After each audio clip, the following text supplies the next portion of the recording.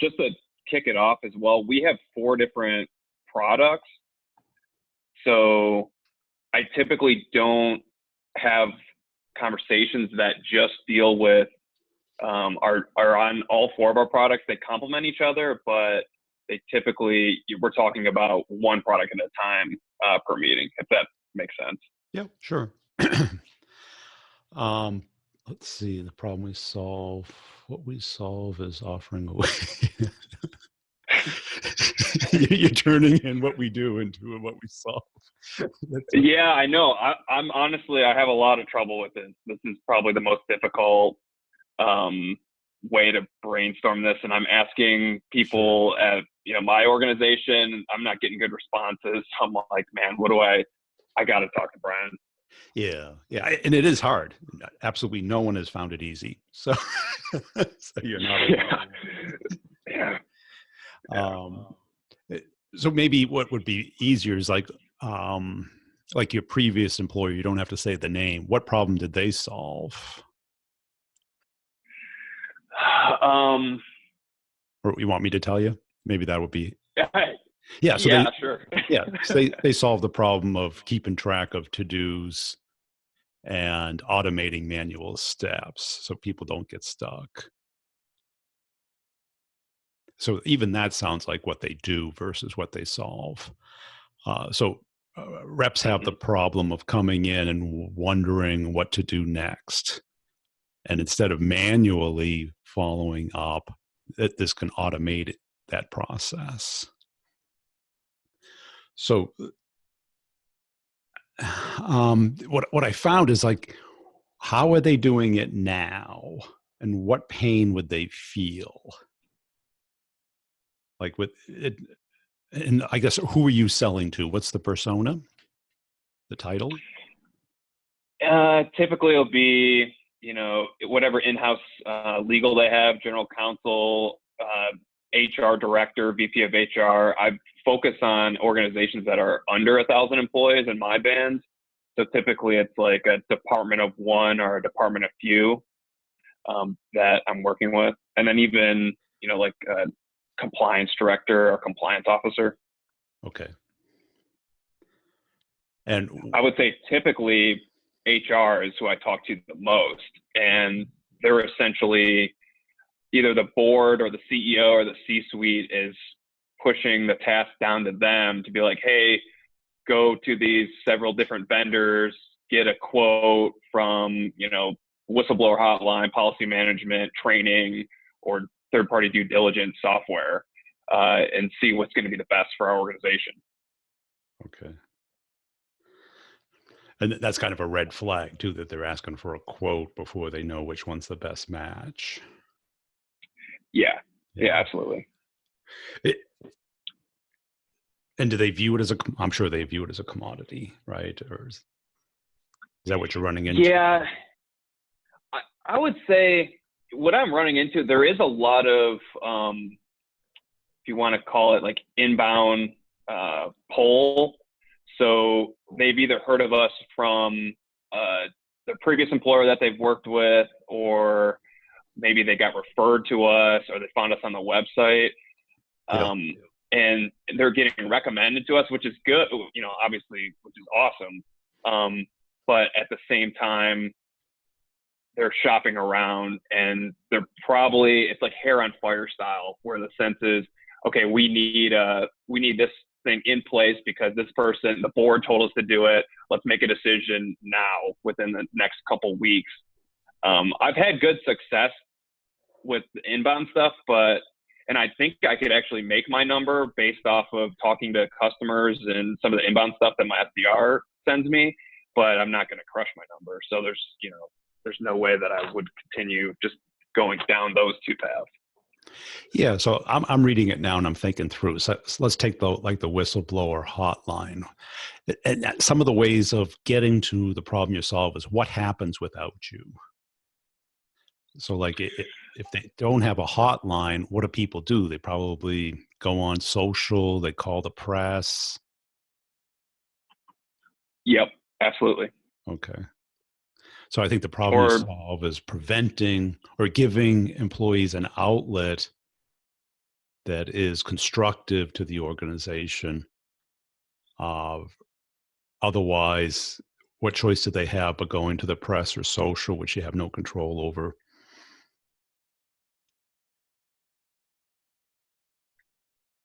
Yeah. Yeah. Or even, some governing body like the Department of Justice or any one of Yeah. those. Go to the government, go to. Yep. Yeah. The guy that works at my Apple store has been on 60 Minutes. He was a NSA whistleblower. He was my Wow. customer. And I looked over, what the hell are you doing here? He's on Netflix too, as well. Is Tom Drake. Wow. Yeah. And they ruined him. He did nothing wrong, nothing illegal. Wow. Which makes for great stories. If you go on, I got to figure out, search his name on YouTube. You'll see him on 60 Minutes. And Netflix had a documentary on them. Okay. That'll scare the hell out of the legal department. Yeah. Because what he did work up the official channels, but he was ignored. And I was working with him on a project, and it got stonewalled because there was this like $3.5 billion project that a contractor was trying to get through. This is right after 9/11. So, I mean, these little stories. I mean, you're in a great space. You're in a fear-based space, which is fantastic. Mm-hmm. Because people will do so much more to avoid this stuff than they will to gain pleasure. Yeah. Like one of the Maverick laws right there. There you go, baby.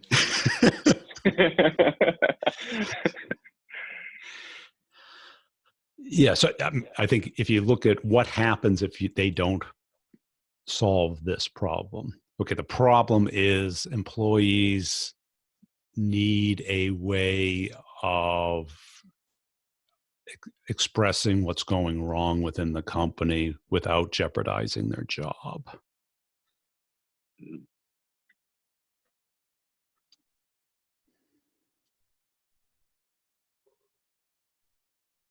And if for new people or even keeled people, you're going to get the pushback of, oh, they can just email HR. Yeah, or go open door to their manager. Yeah. You know how well that works, right? Oh, God. Yeah, no way. Come on in. You want to talk to HR? Here's your envelope. Yeah, here's your envelope and here's your box to pack up your things. Appreciate the feedback. Let's just include the exit interview within this whole meeting. Yeah. We'll call it a high five. Yeah, brutal. And just along with that too, so it's definitely, the hotline is viewed as a commodity, right? So we've got competitors that offer just a hotline, just a phone number where employees can call it. No website, no like incident management system, no tracking. They can do it anonymously, but there's several data kind of issues around what our competitors are doing. I would say a big thing is having the incident management side. So obviously having your employees expressing what's going on or what's going wrong within the workplace, but then also on the incident management side, like having a portal or database or whatever you want to call it, central repository, where you can actually take action on any reports that come in. That's a huge differentiator for us because it's a pretty easy system that people can, assign certain cases that come in, like assign certain things to the CEO or the fraud department or the legal department to essentially take action and set due dates and run analytics, reports, and see what's going wrong in different parts of their organization or locations or countries. So that's another part of it. I don't know if that is something that would. Yeah. You just got to turn dovetail it into what happens if they don't have that? Because that's a differentiator for you. So how do you get them uh, to be concerned about it? People concerned about problems. If you tell them what you do, they have to bridge that to what they need and what happens if they don't have it. What you want to do is short circuit that whole process and go right to what happens if they don't have it. You'll have a hotline, but then there's no way of tracking this. There's no way of uh, putting a process in place. It's ad hoc. Mm-hmm. Depends who's listening to that. Um, you know, and you can kind of finish the sentence. People come to us when the board becomes very concerned about these things and want to prevent it from going awry. And I would, because you're in a great space where I'm sure there's news about this stuff all the time. I mean, Oh, yeah. Yeah. You could like search Google whistleblower in every vertical that you call on and find a news article, I bet. Yeah. Yeah. And our company is actually pretty good at, the marketing department has all these things called marketable insights that essentially outline all industries and all relevant topics. And they're pretty recent. So I definitely need to brush up on that. Yeah. And just a quick point as well, I think on the people are handling it when a report comes in, they've got to essentially email their director or copy a bunch of people. And I think a good thing, and like to get your feedback on it, is like what happens if one of these reports falls through the cracks and you have no control if, say, the CFO or someone doesn't follow up on it because they're inundated with things all day long. What's the impact to you if something doesn't get resolved? Is it along that lines, what you're meaning about kind of bridging the gap or short circuiting the gap? Yeah, that's exactly what I'm saying. Yeah. Because, Perfect. When this goes to litigation and all of a sudden you're going through discovery, you now have the exact audit trail to cover yourself. I mean, email, people could delete it. It gets put in the spam folder by accident. No one reads it. Here you have a way of,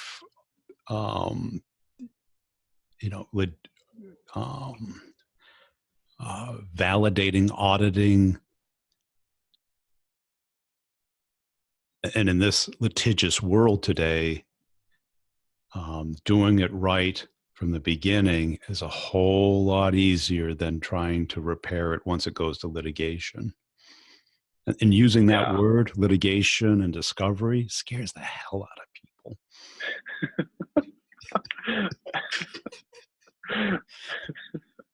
Because, look at the world today, right? The politically correctness and you're guilty until you prove yourself innocent. It's so bad. I actually heard you on a podcast. I guess it was on YouTube, and I can't remember the guy, but it was a long form podcast. It was like an hour and a half long. I think it was something Losers. Oh yeah. And yeah.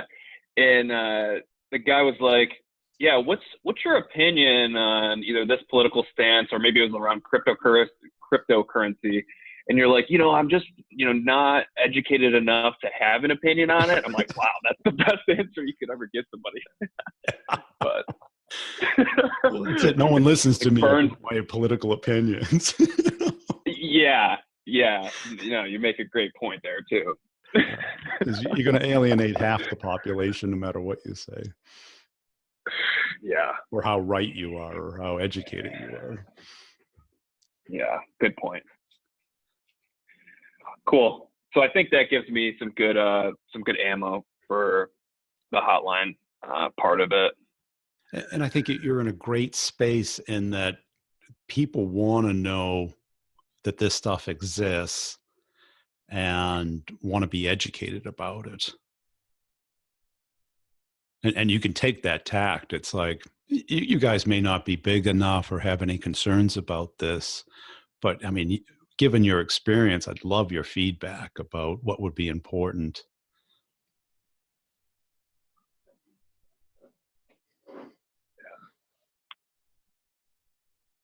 Because I got to believe that every HR person wants to know about this. Because, I mean, you look at their profile, they are risk adverse. That they want to come in and hand out the cupcakes and the 401k folders and, introduce you to the hiring manager and exit you on the way out, right? They don't go, they're not, risk oriented people don't go into HR. Oh yeah. Yeah. The same is true with, legal. Legal's even easier. I mean, you use the word discovery, and they're going to be, oh yeah, we need to have this stuff in a place, because they know they're herding cats there. That no one pays any attention to legal until it's too late. Mm-hmm. And if they have a nice, organized, validated way of managing this, that they can go into, a litigation and say, look, we've got the state-of-the-art way of processing this. It's not ad hoc. The procedures were articulated to the employees. Whether they choose to do it or not, that's their choice. We were ahead of the curve on this. And I think that's what you're selling against is, do you really want to wait till something hits the fan before you do something about this? Yeah. Because your CEO knows this stuff's out there, because I told him. Yeah.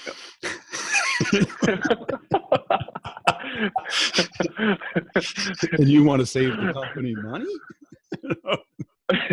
Yeah. Yeah. I know, this is a insurance policy. That's when I first essentially was going through training and boot camp, whatever you want to call it. That's what I was thinking. Like, this is literally a cheap insurance policy. Like, people are getting fined, billions of dollars, or at least tens of thousands of dollars, the smaller organizations.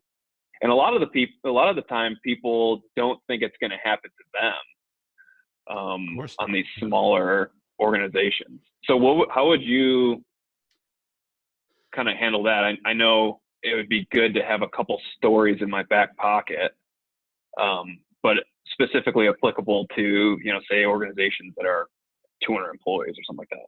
Yeah, I think, I'm thinking here with, 10 minutes knowledge of it, but I would come up with, it's like, in today's world, there has to be workplace harassment training, sensitivity training at some level, because everyone's interpretation of this is different. And do you want to wait till something goes wrong to react to it? And wouldn't you be in a better position if you proactively put something in place? And at least if you recommend it and somebody else rejects it, then you did your part. That gets you up one level. And then, you get to the financial funder of this, and you're like, do you really want to be the person who said this is a good idea or a good use of money, that it would be cheaper to litigate?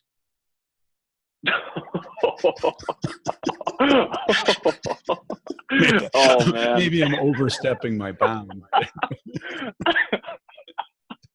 You could either get someone hang up on you or start crying. Well, no, I love that though. I mean, you're straight to the point. Yeah, you can do it much softer. Yeah. And use the story of, okay, something goes wrong. How are you going to know that something's going wrong? And what outlet do you give Hmm. your employees to express that and correct it, that is auditable, that is, industry accepted, state of the art, that would validate that you guys have thought through this and put a system in place?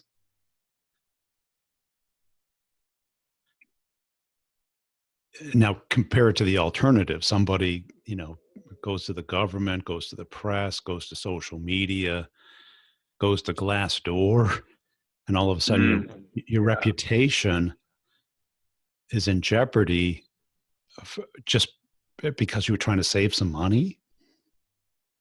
How much is that going to save you? Yeah. And you can always just use the world has changed.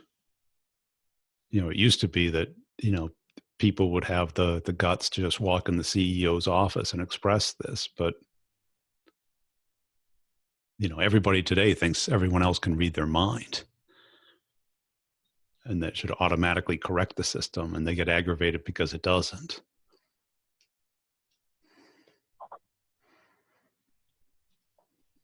Yeah. That could just, what you just said literally condensed like 4 months of me being here into exactly what I need to be talking about. Yeah. Because you've got a clear distinction of what happens if they don't buy you and what they're facing today, which who knows if it's going to happen. But then again, you don't Hmm. know who's going to comment about somebody's dress, or, some inappropriate word, or walking in the wrong bathroom, or, I mean, today's world is a very different world. And it depends who you're talking to. The HR person loves to cover their butt. Legal people love to cover their butt.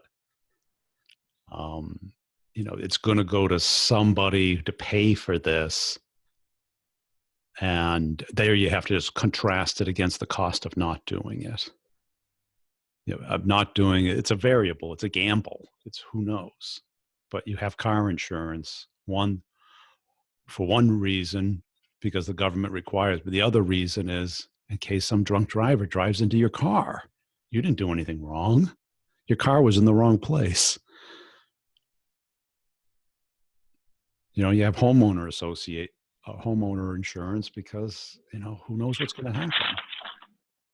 Your neighbor's having a barbecue and, some spark lands on your roof and all of a sudden you don't have a house. You didn't do anything wrong.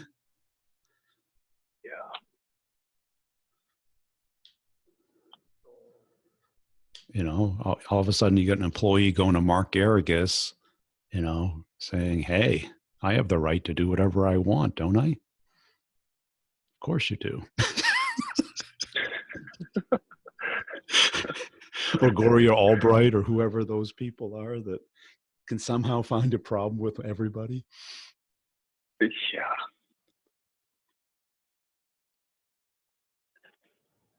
I would not get into, how the comparison of, what it costs against the other people. It's like you can half-ass it. You can, put it together with bubble gum and paper clips.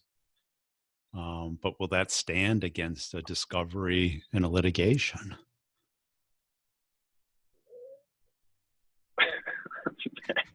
I'm just, my notepad is just on fire right now with all your stuff. Oh, that's so good.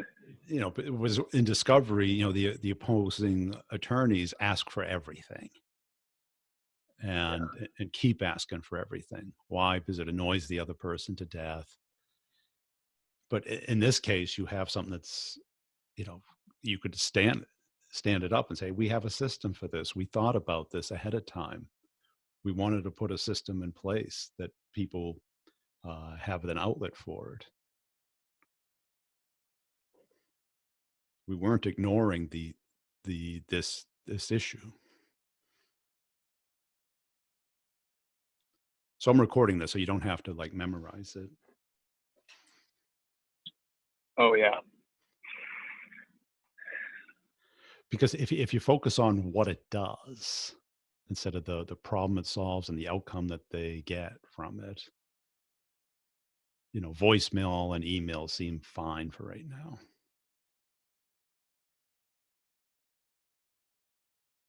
Yeah, and it's like you always say, like we've got that covered. Like we've got, you know, the lady in HR, it routes to her phone. She answers it.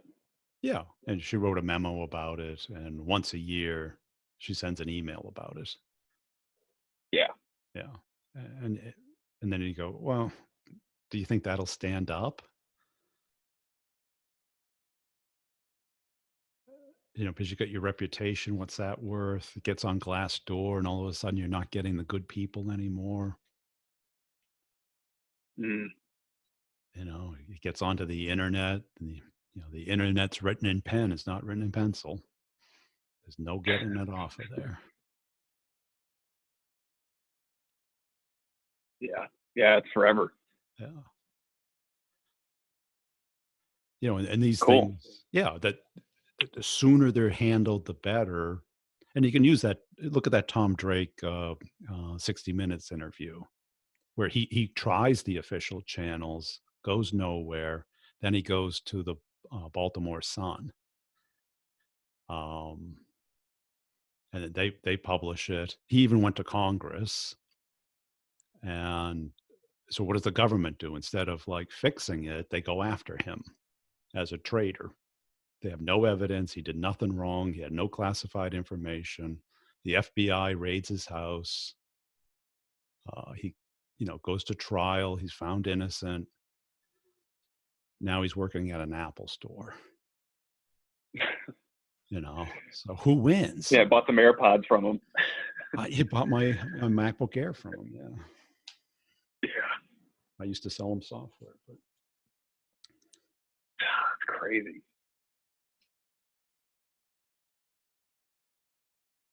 Yeah, that's some awesome feedback for sure.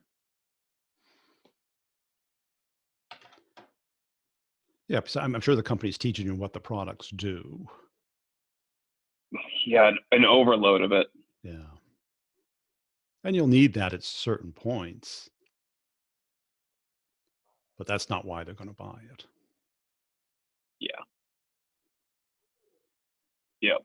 Yeah, because it's funny, we had to get certified on all these, demos, and I'm sure it's similar training process to a lot of kind of sales companies, but you learn all about the product and not really how to sell it to actual people. I mean, you can have a conversation around it and ask questions, how are they doing it?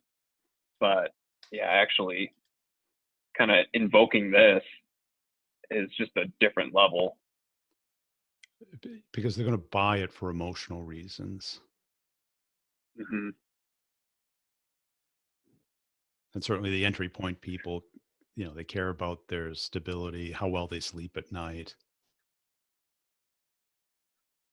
not going to court, not being, going to the board meeting and explaining why they didn't do this.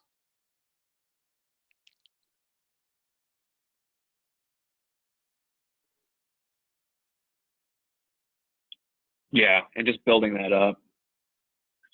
I've found selling to legal people though, they're very, like you said, they're very open to learning, very open to having a conversation, even very open to at least so far in the 2 months that I've been in territory, right? It's been, a lot of them, they haven't missed meetings. They're open to phone calls. They're open to chatting. Obviously, that might be a little bit more because I'm selling a lot into the customer base. But it's been a really good experience so far. Yeah, and they're used to almost an adversarial conversation style where they have to be overly polite, but you can engage them and push back on them.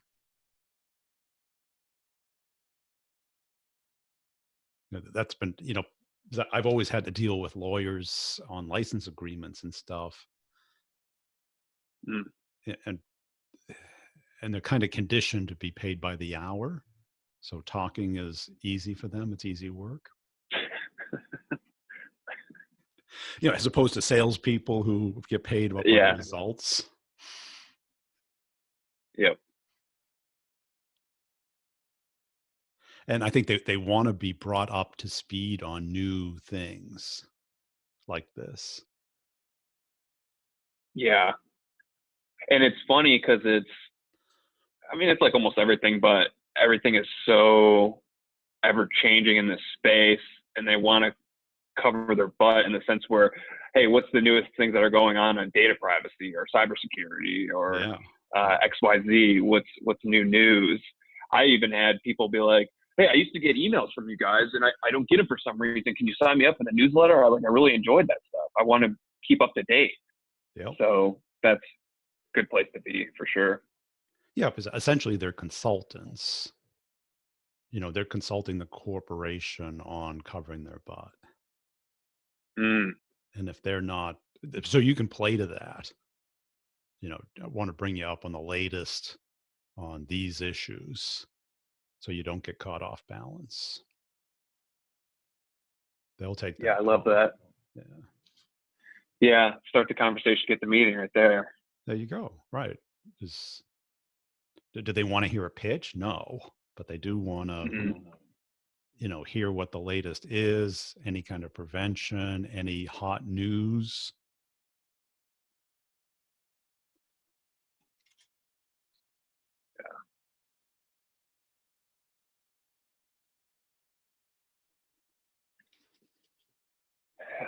And I know this isn't particularly in this course, but I've just broken down things into baby steps and even having small conversations. Any deals that are under 10K are really easy for me to get pushed through, especially if there's pull coming in from either their board or whatever. Yeah. Over that, it's been a little tough in the sense where things have been slower to build up.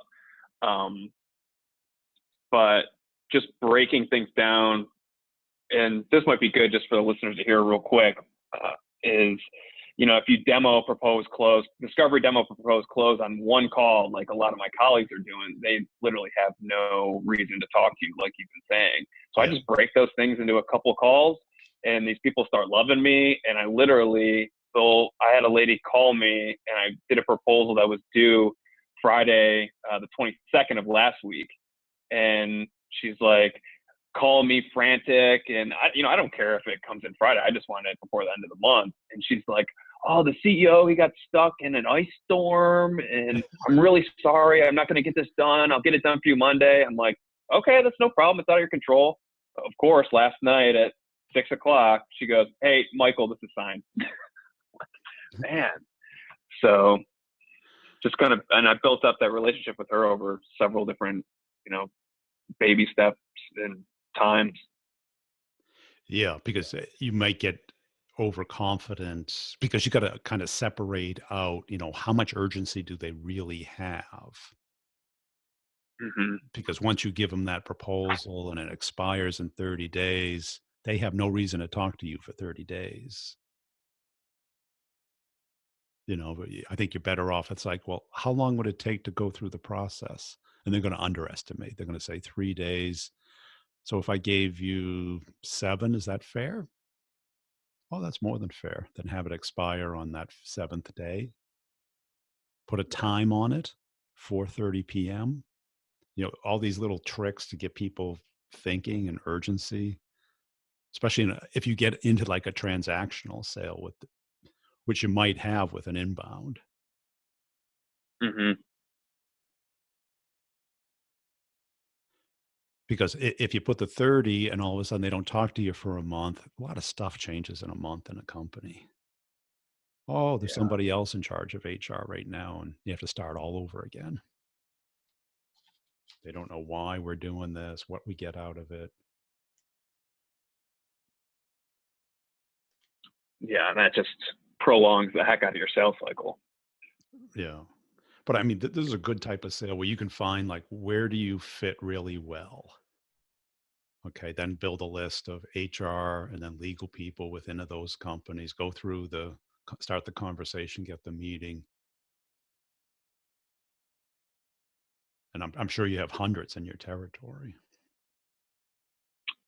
Yeah, I've got a thousand or about over 1,000 prospects in Salesforce, right? So who knows how good that data is, but I mean, that's a huge number. And then customers, I've got over 150, and most, I would say over 50% are only using one product with us. Yeah. Yeah. So those are your A's, your existing customers. If you have repeat business that you can Hmm. get out of them, and then find out who they're connected to. If they have, friends who are also HR people, boom, work your way out from them instead of going completely greenfield. Yeah. Do you work out of an office? Or you work out of home, or? I am in an office right now. So my territory's in the South actually, so I can travel. I haven't had the opportunity to travel yet, but I can get on site with customers or prospects even. Cool. Sounds like a big step up then for you. Yeah, it's been awesome. It's been night and day. It's funny having an SDR work for you instead of you working for somebody else. Yeah. And my manager doesn't care if I enter things in Salesforce. It's like night and day. Yeah. What's your opinion on? And if we need a jump, I can always set up separate time with you.